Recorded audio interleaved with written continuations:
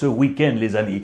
Edinson Cavani, avec une information Barça. On va parler de Kylian Mbappé et le plan Real Madrid et monsieur Cristiano Ronaldo qui a passé la barre des 800 buts en carrière. Et c'est par là qu'on va commencer avec la presse anglaise. Bien évidemment, regardez les pages intérieures du Sun, absolument incroyable. C'était un match fou hier entre United et Arsenal. 3-2 pour Manchester United avec un doublé de Cristiano Ronaldo. Les amis, 800 buts en carrière. 801 buts pour être exact. C'est absolument fou. Il avait passé la barre des 700 sous le maillot de la Juventus de Turin. C'était en octobre 2019. Rendez-vous compte, octobre 2019. Ce qui signifie qu'il a inscrit 100 buts entre 34 et 36 ans. 100 buts entre 34 et 36 ans. C'est dire l'aura aujourd'hui de Cristiano Ronaldo. La barre des 800 passés. Ça a été un match complètement fou, je vous l'ai dit. Avec l'information, c'était que Ralf Rangnick, l'Allemand, le nouveau boss de United,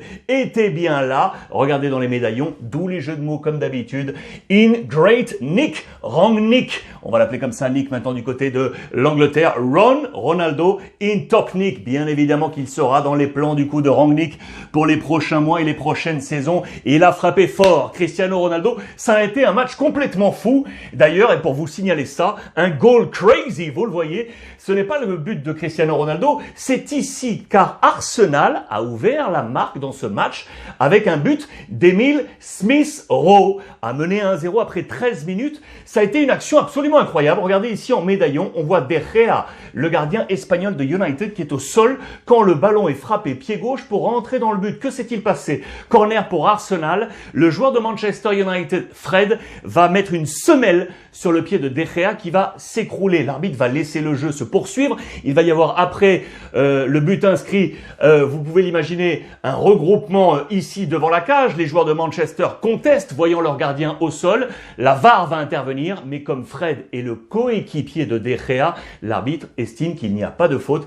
et le but est validé. Pour autant, United va donc s'imposer avec ce doublé de Cristiano Ronaldo absolument incroyable. United toujours avec le deuxième nom qui balise notre revue de presse, lui, monsieur Edinson Cavani, la presse catalane, les amis. Et si Eddy filait au Barça, vraisemblablement, on nous dit dans ces pages que ce serait sa volonté, la volonté de Cavani, regardez, qui arriverait gratuit car il est en fin de contrat pour éventuellement être dans les plans de Xavi. C'est l'option du Barça, vous le savez, tout réalisé à coût zéro, à coste zéro en plus de Cavani. 3 autres noms encore apportés aujourd'hui. Onana, le gardien de l'Ajax, Azpilicueta, l'ancien Marseillais, on en a déjà parlé dans les éditions précédentes, vous avez la possibilité de les revoir sur YouTube bien évidemment, et Christensen, encore du côté de Chelsea. L'état des lieux, il est très simple pour Xavi. On nous annonce que du côté des finances du Barça, ça aussi on nous en a parlé hier, vraisemblablement pour le mercato hivernal, on pourrait faire venir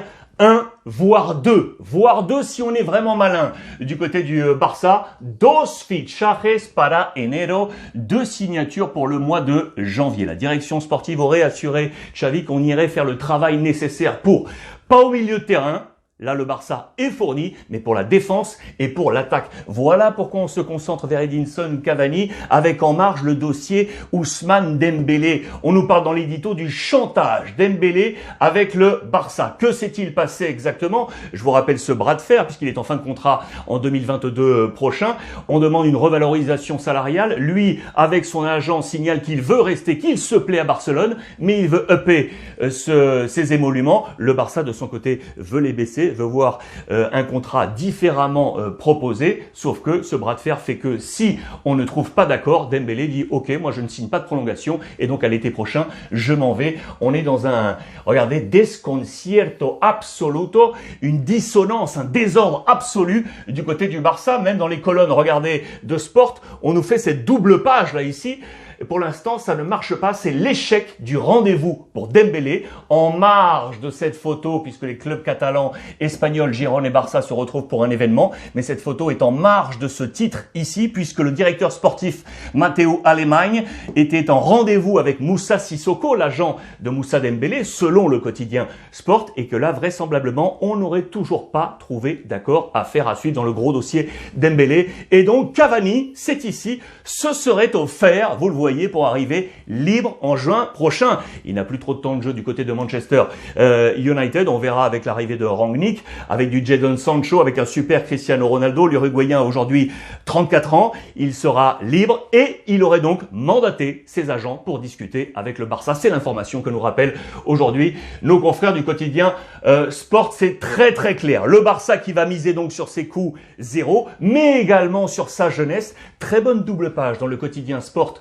aujourd'hui pour nous montrer quoi? Que cette politique est très très franche du côté du Barça. Regardez, 9 joueurs de 20 ans ou moins de 20 ans ont déjà eu des minutes de jeu, toutes compétitions confondues cette année. C'est plutôt énorme, hein, avec des Nico, Ansu Fati, Pedri, Demir, Baldé, Abdé, Ilias, Eric Garcia et le petit Gavi. 9, c'est un record en Espagne et c'est un record également sur l'ensemble du continent européen. Regardez, le deuxième club en Espagne, c'est la Real Sociedad de Alaves. 5 joueurs, 5, là on est à 9, hein. 5 joueurs de 20 ans ou moins de 20 ans. Le Real est à 4 joueurs. Sur la scène européenne, regardez, on peut aller voir l'Ajax avec 5 joueurs ou encore le Borussia Dortmund, mais pour le reste, on est en deçà. 9 joueurs, c'est la politique jeunesse du côté du FC Barcelone, avec notamment le petit Gavi, 17 ans. 17 ans, ce sera un véritable choc générationnel, du coup, ce week-end, entre Gavi, 17 ans, et le vieux que j'adore, là, Joaquin, 40 ans du côté du Betis Séville, avec rendez-vous compte 587 matchs de Liga. Il en aura joué lui pour l'instant que 12. C'est un ancien du Betis. Regardez cette petite photo. Dans la jeunesse, il était du côté du club andalou. Aujourd'hui, tête de proue du projet catalan. Choc de génération du côté du Barça. Barça encore avec les informations autour de Araujo, le défenseur central uruguayen. Xavi aimerait en faire son Puyol 3.0, l'ex-chevelu capitaine du Barça, défenseur central. Attention, hein, on se souvient également que Samuel Umtiti était le Puyol 2.0. On souhaite le meilleur à Samuel Umtiti pour le futur et on souhaite à Araujo de vivre une autre destinée peut-être du côté du Barça. Le Puyol 3.0, affaire à suivre pour Araujo, excellent. Le Barça toujours avec bien évidemment à la recherche du successeur de Busquets, mais qui est pour l'instant un incombustible. Sachez que si vous regardez, vous savez, ce fameux site Transfermarkt, des valeurs marchandes des joueurs, 9 millions d'euros. Ça paraît une bricole aujourd'hui pour le trentenaire Busquets, 9 millions d'euros, mais quand on compare au talent et ce qu'il apporte sur une pelouse, ça va être compliqué de lui trouver un successeur encore. Moi, j'aime bien le petit Nico. Affaire à suivre du côté du Barça. Et puis, je voulais vous montrer encore ça, cet éclairage sur le Ballon d'Or féminin avec Alexia Putellas, avec le Barça. Quand elle était plus jeune, regardez, sur le campus Xavi. Magnifique aujourd'hui pour avoir ce Ballon d'Or. J'adore, et ce football féminin à mettre en haut de l'affiche et sous la lumière. Vous voulez les informations Real Madrid, vous voulez toutes les dernières infos Real, elles sont là, juste derrière avec le plan Kylian Mbappé, les amis. On tourne la page. Le plan Kylian Mbappé, donc à la une de la presse espagnole côté Real Madrid. Que se passe-t-il? Alors, Marca et AS, on souffle un peu le chaud et le froid. On nous dit avec assurance du côté de AS, vous allez comprendre que cela semble fait, en tout cas que l'optimisme est au maximum. Et en revanche, du côté de Marca, on est un peu plus prudent. Vous le voyez, le Real Madrid ne se fie pas du Paris Saint-Germain. Explication, on est en opération blindage. Je vais vous expliquer tout ça. Regardez tout ça avec cette photo qui illustre la relation entre Pérez et El Khelaifi. On nous dit que le temps n'est pas bon d'ailleurs dans cette relation, que c'est un peu orageux, logiquement avec le dossier Kylian Mbappé. Et qu'est-ce qui se passe? On ne se fie pas du Paris Saint-Germain parce qu'on a peur de voir Paris. Si Madrid venait à shipper Kylian Mbappé, je vous rappelle qu'au 1er janvier prochain, Kylian peut signer où il le désire puisqu'il est en fin de contrat à l'été prochain. Mais il y a des dossiers que le Paris Saint-Germain serait peut-être en train d'agiter, en tout cas c'est ce que la presse espagnole nous rapporte, avec des joueurs comme Vinicius qui pourraient intéresser peut-être Paris. Du coup, voilà pourquoi le Real est en opération blindage. Des joueurs ont déjà été blindés avec les contrats. Je pense notamment à Valverde, je pense à Benzema, je pense à Courtois, mais il y a des dossiers en cours avec donc Vinicius, avec Militao, ça nous est expliqué ici, ou encore avec Rodrigo. Attention, ces joueurs pourraient être dans l'appétit de Nasser El Khelaifi. Voilà pourquoi Florentino Pérez est dans cette opération blindage autour de Kylian Mbappé. Je vous l'ai dit du côté de As, on y croit, c'est l'optimisme. Pour voir ce duo formé, vous le voyez, Mbappé, le fichaje asegurado, le transfert assuré. Le mot est fort. Et on lui dit que Carlo Ancelotti est déjà en train de travailler sur la préparation de la saison prochaine. J'adore ce type de papier, avec un trio Vinicius, Benzema, Kylian Mbappé. Le dossier Lewandowski également peut-être du côté du Real Madrid. C'est un vieux loup de mer. Lewandowski, l'attaquant polonais du Bayern Munich, qui sera en fin de contrat côté Bayern. Son agent Pini Zahavi lui aurait signifié d'avoir un œil très attentif si le Real venait à faire de nouveau une proposition sur la table de l'ami Lewandowski. En parlant encore du Real et de Kylian Mbappé, sachez regarder dans les colonnes de l'équipe aujourd'hui avec la sortie du dernier bouquin de Zlatan Ibrahimovic qui nous dit plusieurs choses, notamment regardez qu'il avait proposé ses services au Paris Saint-Germain pour devenir le directeur sportif, pour mettre de l'ordre. Voilà comment il l'annonce dans son livre, pour mettre de l'ordre au sein du PSG où il manque un peu de maîtrise selon Zlatan Ibrahimovic. Pourquoi je vous parlais du dossier Kylian Mbappé? Parce que Zlatan aurait conseillé à Kylian, pour grandir et poursuivre sa carrière 5 étoiles, de filer au Real Madrid. Mais dans le même temps, il aurait conseillé au président Nasser Al-Khelaifi de ne pas vendre Kylian Mbappé. Ça, c'est malin de la part de Zlatan Ibrahimovic. En marge, je vous montre ça dans les colonnes de l'équipe. Papier d'Hugo Dulon sur les chiffres de Messi qui n'a pas encore trouvé son altitude du côté du championnat de France de Ligue 1. Question à vous poser sur le Real Madrid encore. Carlo Ancelotti joue-t-il avec le feu? Je vous en ai parlé d'ailleurs dans le débrief du dernier match du Real Madrid. Explication, regardez dans les colonnes du quotidien espagnol ABC. L'ami Ancelotti n'est pas un fervent supporter du turnover, vous le voyez. Eh bien, c'est clair et net cette saison avec le Real Madrid. Regardez ces chiffres, c'est le temps de jeu du groupe Real Madrid. Regardez la masse ici, regardez cette masse et ces deux chiffres.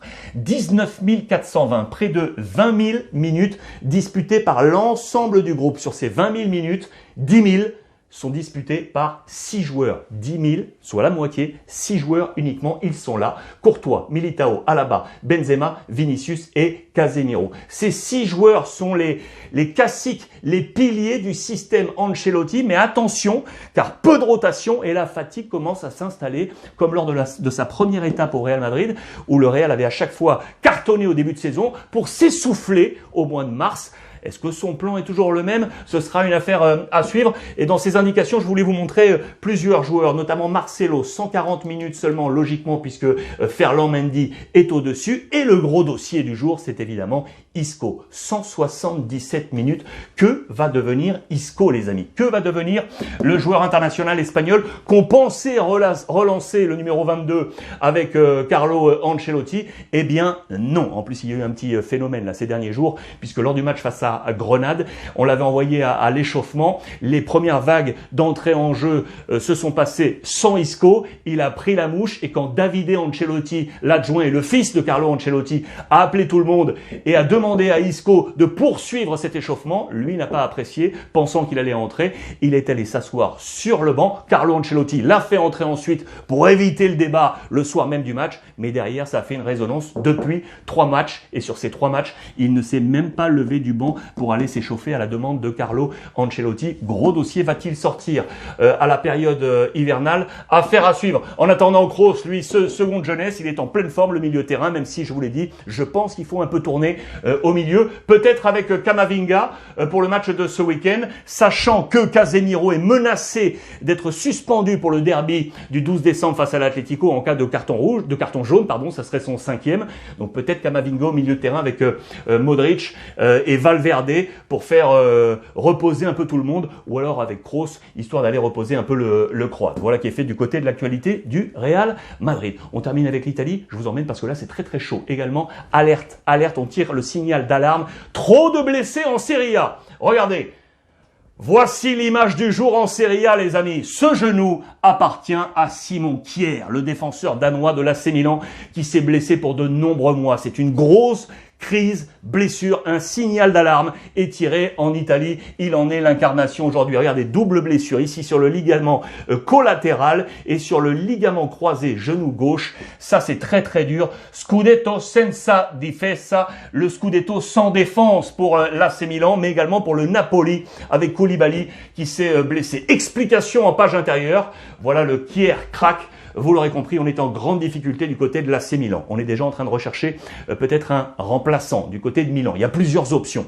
Alors soit on va sur le marché des transferts avec notamment l'option numéro 1 qui serait Luis Felipe, 24 ans de la Lazio. Deuxième option, Nikola Milenkovic de la Fiorentina, 24 ans également. Ou alors Pioli prend à la maison. Il y a des options avec Romagnoli, le capitaine, la jeunesse peut-être avec Matteo Gabbia qui est ici, ou l'option du latéral droit, l'ancien lyonnais Kaloulou, qui a joué également en position de centrale. Il a des options, vous le voyez, en interne, ou alors on va sur le mercato. Ça, c'est le gros coup dur du côté de l'AC Milan. D'ailleurs, je vous en ai parlé. Dans toute l'Italie, tous les clubs italiens sont touchés par des blessures maintenant à répétition, avec des joueurs importants qui sont tombés ou qui sont toujours absents, avec des Osimhen, des Giroud, des De Vrij, des Gosens et donc du Koulibaly. Attention, alerte générale. En parlant de Koulibaly avec le Napoli leader, il y a des options pour Spalletti et c'est notamment Juan Jesus. C'est lui qui devrait jouer en charnière centrale. Attention parce que du coup, ça pourrait amener des changements tactiques. Du côté du Napoli, ce sera une affaire à suivre. En parlant donc de ces blessures, vous le voyez, c'est vraiment à la une de toute la presse. À la une également, le dossier Vlahovic sur le mercato, le talent de la Fiorentina que veut absolument la Juve. Mais attention, Manchester City serait entré dans la danse. Ce qui est sûr, c'est que Comiso, le président de la Fiorentina, le dit très clairement, tout doit passer par moi. C'est moi qui vais gérer personnellement ce dossier Vlahovic. Et puis une dernière information du côté de la Serie A, ça j'adore, c'est que attention, on n'en parle pas trop là, mais attention à l'Atalanta Bergame qui est en train de cartonner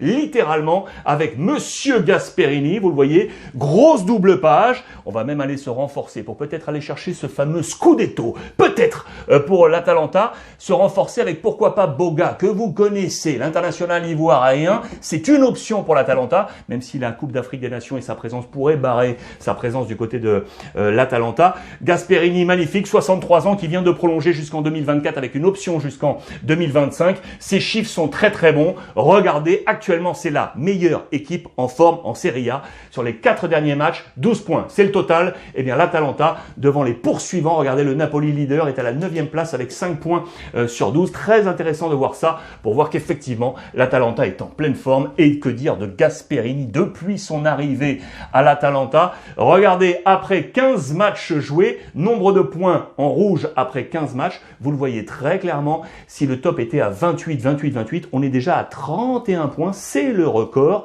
On est actuellement 4e. Sur les précédentes saisons, fort de ce très bon tempo, on avait terminé avec des bonnes places, 4e, 7e, 3e. Et si on faisait mieux avec le Scudetto, avec un super Gasperini. La dernière information du jour, je vous emmène avec la France pour vous montrer ce qui se passe un peu du côté du territoire national. Ça se passe pas bien du côté de l'Olympique Lyonnais avec le coach Boz. Un pair et un passe. Très bon papier de notre confrère Vincent Duluc avec la pire moyenne de points en Ligue 1 pour un entraîneur de l'OL au 21e siècle après Silvino. Le coach néerlandais n'a toujours pas trouvé sa voie malgré un bon parcours en Ligue Europa. Gros dossier autour de Boz du côté de Lyon. Et puis le dossier rachat Saint-Etienne se poursuit. Si la piste Roman Dubov semblait être l'ultime piste possible, eh bien 3 nouveaux dossiers se sont ouverts, 4 dossiers au total sur la table pour le rachat de Saint-Etienne. Allez lire ce papier signé Bernard Lyons.